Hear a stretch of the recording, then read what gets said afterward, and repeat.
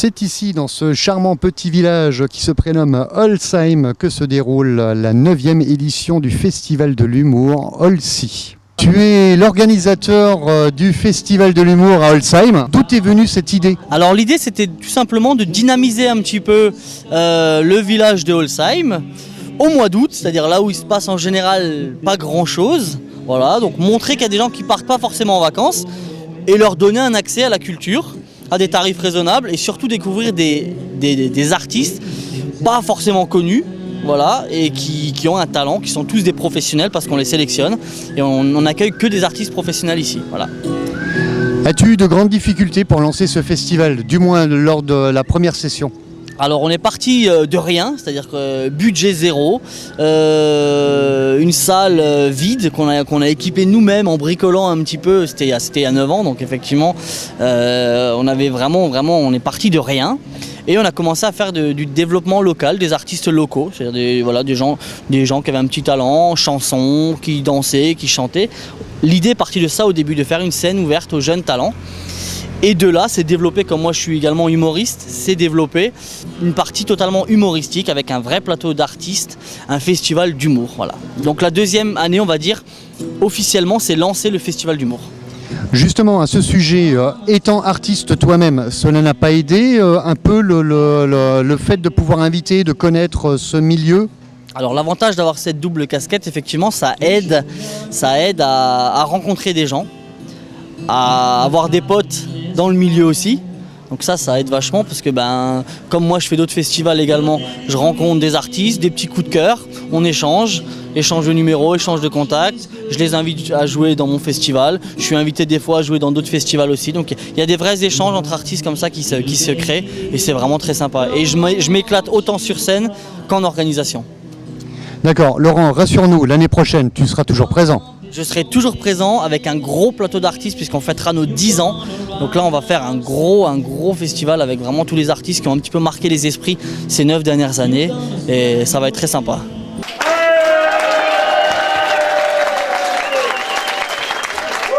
C'était pas prévu. Si vous insistez, je viens, voilà. Bonsoir. Ça va, j'ai rien préparé, c'était vraiment pas prévu. J'ai présenté hier. Fallait venir hier, monsieur, dame. Bon, je vais quand même remercier bien sûr toute l'équipe du festival parce qu'on les oublie des fois, ou on les remercie qu'à la fin, mais à la fin tout le monde n'est pas là. Il y a peut-être des gens qui ne seront pas là demain. Donc on va applaudir très très fort tous les bénévoles de ce festival, s'il vous plaît. On fait tout le travail pour vous. Tout ça, je travaille depuis une semaine, je travaillerai encore demain, encore après-demain pour tout ranger, donc voilà, c'est beaucoup de boulot, il y a une quarantaine de personnes derrière tout ça. C'est une grosse organisation, c'est la 9e édition de ce festival. Alors est-ce qu'il y a des gens qui viennent pour la première fois?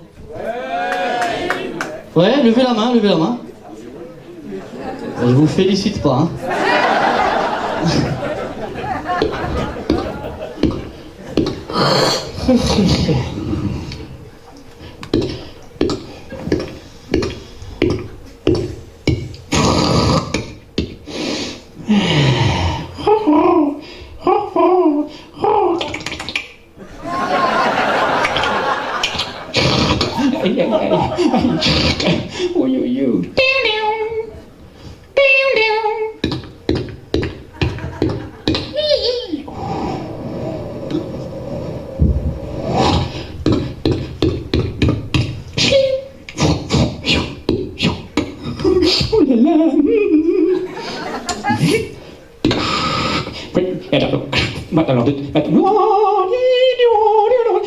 Peut-être sur radio.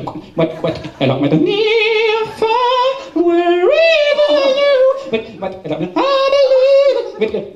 Et maintenant, nous recevons une invitée d'exception, Céline Dion, qui va nous retrouver. Vous êtes sur Radio Sport et vous écoutez en direct la retransmission des Jeux Olympiques de Londres, au départ du 400 mètres. Indy.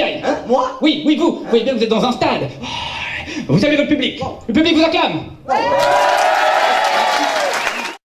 À quel moment se dit-on qu'on va faire carrière dans le comique? Le fait d'être baigné un peu dans tout ce qui est cartoon, tout ce qui est dessin animé, où on est très dans le visuel dès petit. On s'est dit, je sais pas, par rapport à toi... Je pense que c'est la passion commune qu'on a tous les deux pour le cartoon à la base. Ouais. Et puis après, pour les mêmes références, on va parler de Michel Courtemanche, qui est très cartoon, très visuel. Et du coup, ça reprend un peu l'univers qu'on a développé aussi de notre côté, quoi. Donc, voilà, ça commence comme ça. Ça commence par la passion, par l'enfance. Pour les délires, et Ouais. on s'est dit pourquoi pas faire un délire sur scène.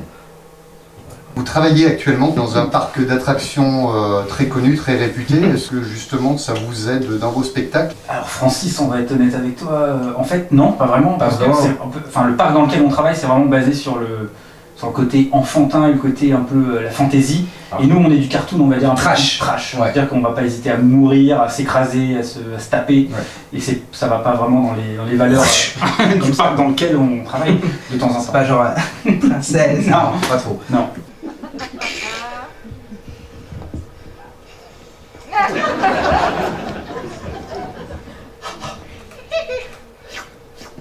Wow, beau gosse, hein?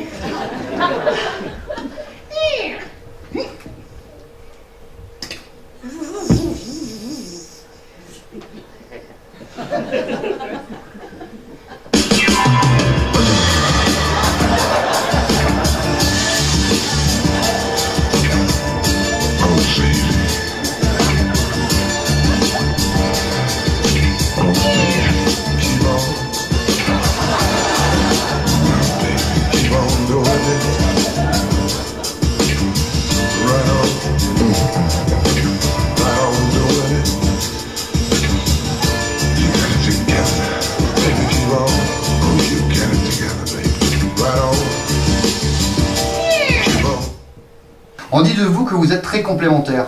Je me permettrai de dire, comme dans un dessin animé, tic et tac. À quel niveau vous êtes complémentaires? Alors encore une fois, Francis, tu mets le doigt sur quelque chose d'assez... Ben moi c'est vrai que moi j'apporte le côté plus visuel, plus tronche, et monsieur c'est plus... En fait, ce qu'il essaie de dire, c'est que moi je vais avoir un côté un peu plus sur le texte dans le spectacle, où lui, il va essayer de parler, adresse-toi à Francis par exemple, mais parle vraiment avec des mots. Oui, bonjour, bien sûr. Et donc du coup, à partir du moment là, je vais lui couper la parole, et je vais prendre le dessus par le texte, et lui par le visuel, donc on se complémente par rapport à ça. Exactement. Lui c'est le côté visuel tronche, moi texte, et voilà.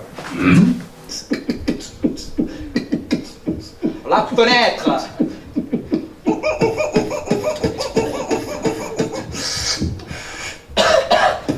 Éteignez! Éteignez! Mais non, la musique! Ah, la musique, c'est une musique de boîte de nuit, c'est une musique de boîte de nuit, nuit, nuit, nuit, nuit, nuit, nuit, nuit, nuit, nuit, nuit, nuit, nuit. Et votre ceinture?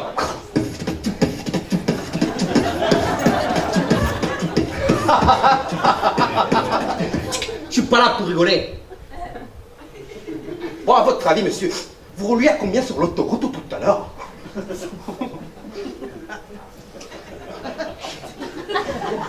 À combien je roulais tout à l'heure? Oui. Sur l'autoroute, tout à l'heure. Ouais. Mais je comprends pas, monsieur l'agent. Et j'étais seul.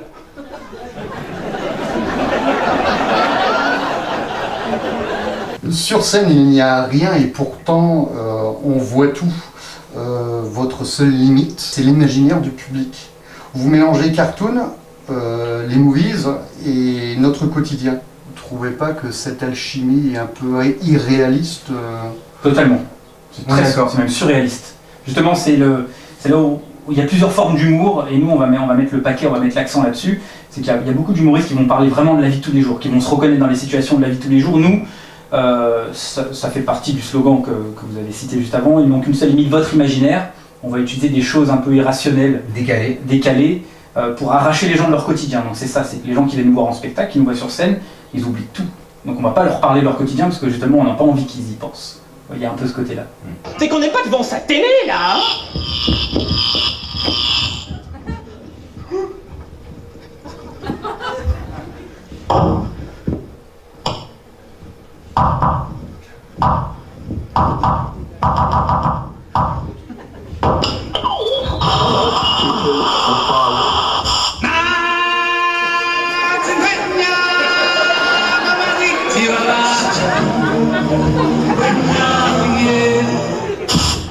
Comment tu t'appelles, sac à foutre? Je m'appelle Blanche.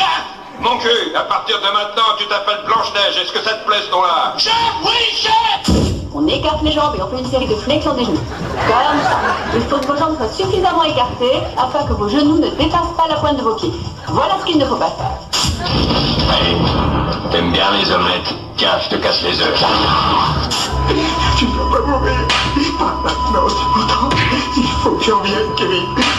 je t'en prie. Anthony, on dit de vous que dans certains de vos C'est mimiques... lui, Anthony. Non, c'est toi. Ah, je voulais voir si c'est ce que c'est fait. On dit de vous que vous ressemblez dans certains de vos mimiques à Mr Bean. Est-ce que cela vous convient? Ouais, alors moi c'est vrai que Rowan Atkinson, c'est le nom de l'acteur vraiment. Moi je suis fan depuis que je suis petit. Après je pense qu'il y a peut-être un petit passage sur scène où c'est vrai qu'il y a des mimiques semblables. Après, si c'est flatteur après parce que je suis fan et puis oui si complètement ouais. Vous n'auriez pas préféré un autre personnage? Non, mais ça me convient. Ouais, Mr Bean, Rowan Atkinson, je suis fan donc voilà. D'accord, Non, complètement. Et Puis, pour une jaille toi on dit souvent que tu ressembles à Eddie Murphy, non? Dans tes mimiques, tout ça. Ah bon? Ah bah oui mec. Non, je sais pas. Non, je vois à Kirikou peut-être avec la... C'est Kirikou. Allez. Oh, ouais,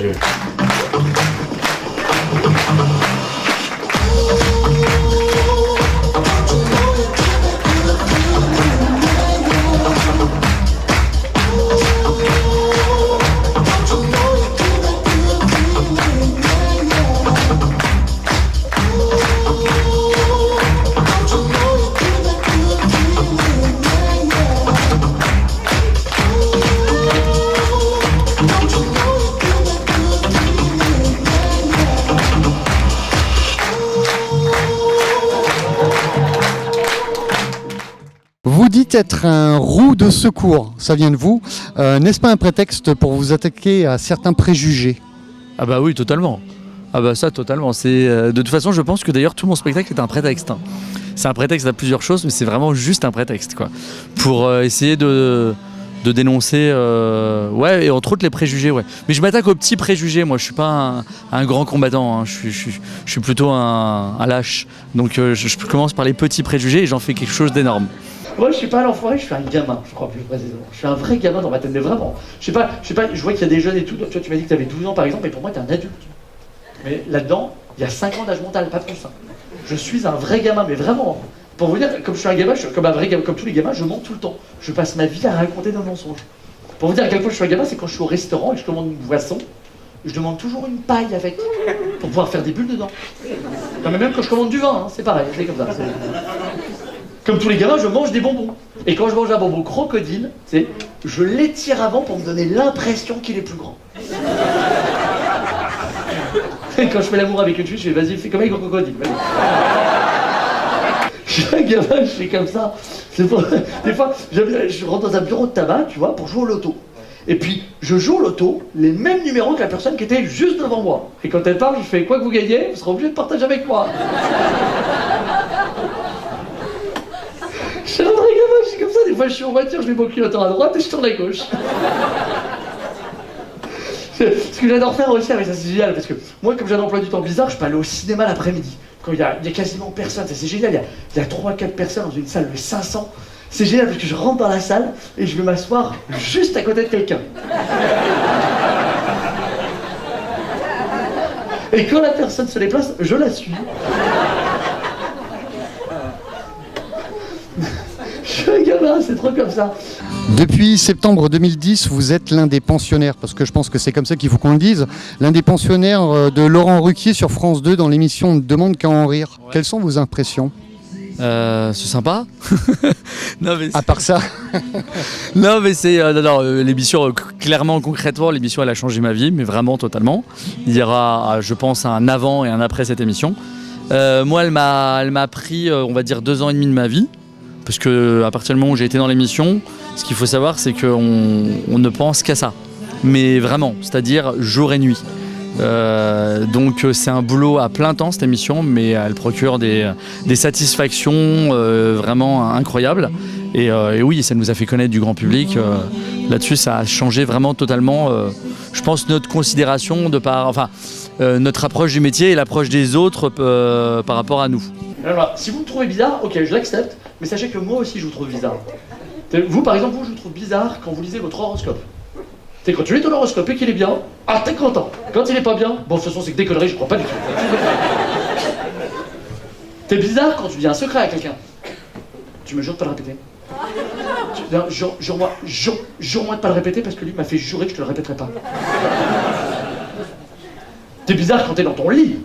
Quand t'es dans ton lit que t'as froid, tu remontes ta couverture. Quand t'as chaud, tu l'enlèves. Qu'est-ce que tu recherches exactement quand tu passes une jambe par-dessus ta couverture?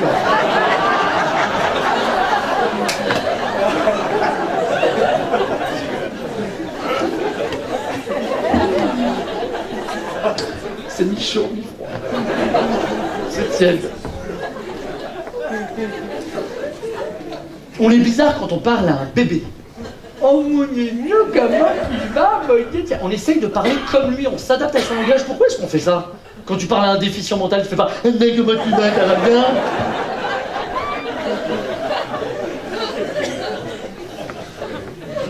Moi, je suis bizarre au restaurant. Au restaurant, quand la serveuse arrive avec un plat et qu'elle me dit « Attention monsieur, touchez pas l'assiette, elle est très chaude. »